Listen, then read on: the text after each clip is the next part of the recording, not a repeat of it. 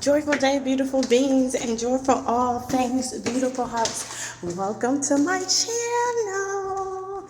If you are new here, we want to say a heartfelt thank you, but we are continuing to unwrap ourselves, right? We are doing a 12-day before the new story series, which is just an unconventional interactive thing that I'm doing to celebrate my birthday, right? My birthday's coming, and so it is the most wonderful time of the year. And I have found that the most wonderful time of the year is truly a time of transformation where you allow yourself to see yourself in ways that you could not even imagine. And so what I did was create a focus point for us to focus on, and then I created a reflection prompt, and then I share a lived experience. And that's what this is. I am sharing a lived experience with you.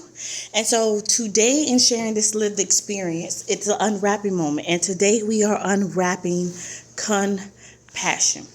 Now, this is not something that you learned in your thesis. This isn't something that you learned in your doctrine, or probably half of the things that the world uses to educate and to program us, right? And so compassion, I didn't know that it was okay to have. And even growing up in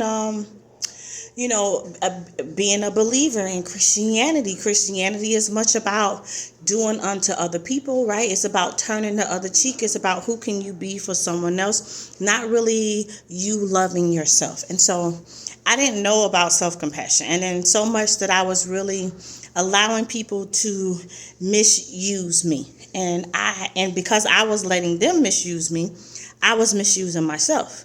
But really, I was teaching them how to misuse me because they saw that I was misusing myself. And so I would do this overworked thing, pouring from an empty cup, all this self-pleasing, surface level mumbo jumbo, when really you have to take care of you.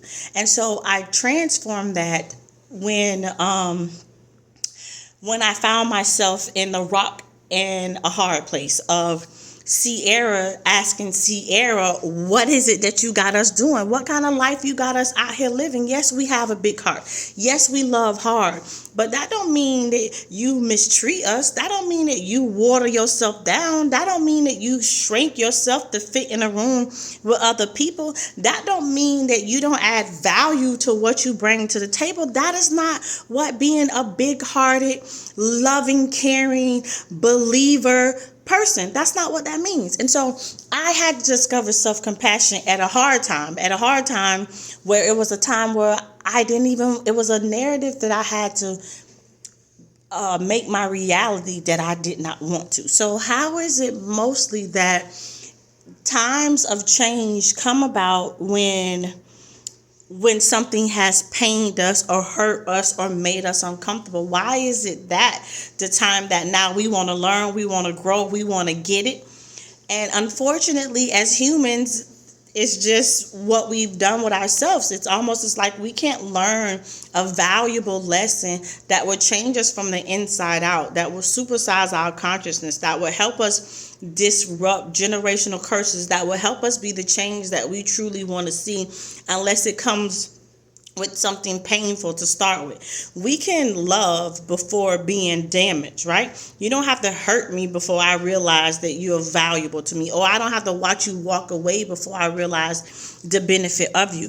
And so unwrapping self-compassion, and the time that I learned that self-compassion, it wasn't a weakness. Being compassionate, and now I title it doing unto myself as I've done unto others, and I used to punish myself when I felt like I could not, or I wasn't doing something right. But that isn't compassion. I was punishing me, but I was being great for other people, showing up for other people, helping other people build their dreams. But yet I'm watering myself down, telling myself I can't all day long. That's not self-compassion.